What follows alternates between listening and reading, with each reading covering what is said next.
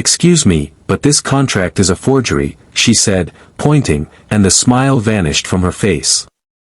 It was the last week of December in a frostbitten Chicago, the kind where the cold seemed to seep into your bones no matter how many layers you wore.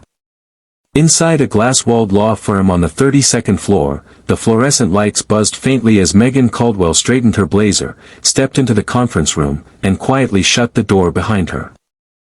She was 32, a junior associate at one of the most prestigious firms in the city, overworked, underacknowledged, and tired down to her soul. The conference table stretched long, polished to a sheen, and at the far end sat Richard Faulkner, a corporate executive with too much money, not enough conscience, and the kind of smile that never reached his eyes. Next to him sat a woman with worry knitted deep into her forehead, her hands clutched tightly in her lap, dressed in clothes that didn't belong in a room like this. Worn denim, scuffed shoes, a winter coat too thin for the season. Her name was Elena Rivera, and she looked so out of place that it made Megan's heart ache for reasons she couldn't quite name yet. "This shouldn't take long," Faulkner said, handing Megan the final version of the contract. "Just a simple transfer of land rights. Ms. Rivera and I have already come to terms." Megan nodded mechanically, flipping through the pages. This was routine, standard procedure. She had handled dozens of these over the past year alone. But as her eyes scanned the paper, something gnawed at her.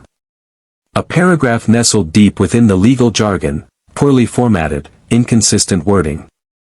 She frowned, thumbed through the pages again, slower this time. Elena glanced up. "Is something wrong?" Megan hesitated, then looked up, her voice quiet but firm. "Excuse me, but this contract is a forgery," she said, pointing to the clause. And the smile vanished from her face. The room fell silent.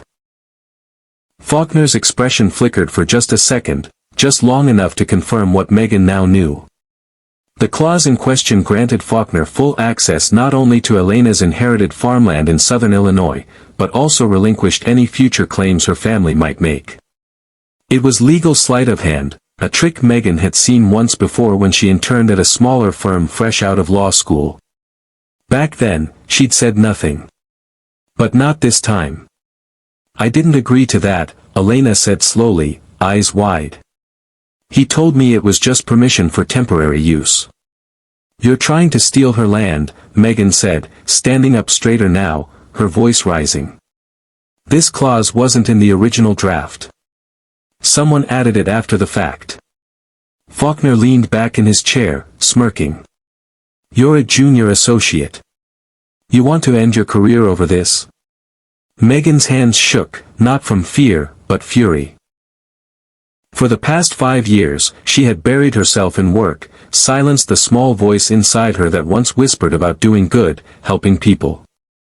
But something about Elena, her quiet dignity, the exhausted sadness in her eyes, had unearthed that old calling. Megan remembered what it felt like to care. To fight. "Yes," she said quietly, then louder, "Yes, I do." The fallout came fast. She was escorted from the building by security 2 hours later. Fired. Her career effectively in ruins. But that night, she sat across from Elena at a modest diner in South Loop, hands wrapped around a steaming mug of coffee. "I don't understand why you did that," Elena said. "You lost everything." Megan smiled, not out of regret, but liberation. "Because sometimes doing the right thing costs you. But it's still right."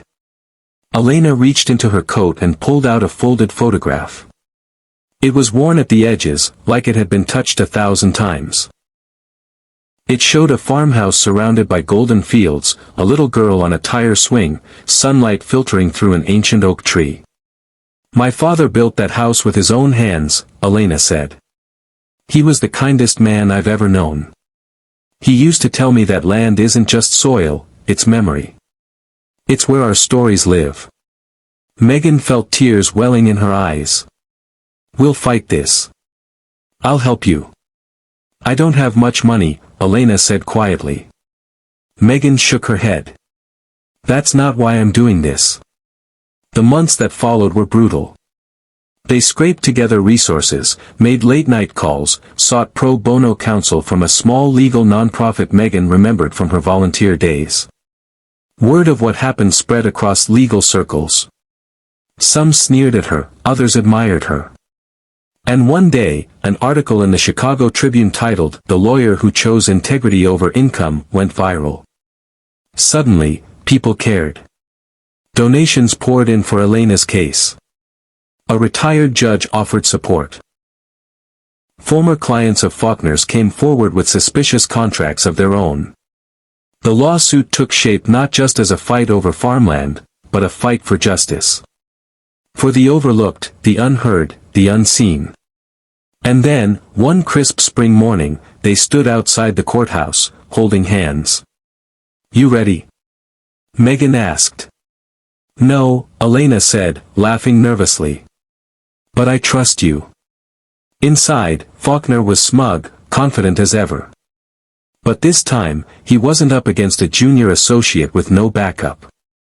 He was up against the truth. And this time, the truth had allies. The court ruled in Elena's favor. The contract was declared fraudulent. Faulkner was fined heavily, and investigations into his previous dealings began. Megan, meanwhile, was offered a position at a nonprofit law center that specialized in helping marginalized communities. She declined. Instead, with Elena by her side, she opened her own firm. It was small. Just 2 rooms, mismatched furniture, an old coffee maker that sputtered more than it brewed.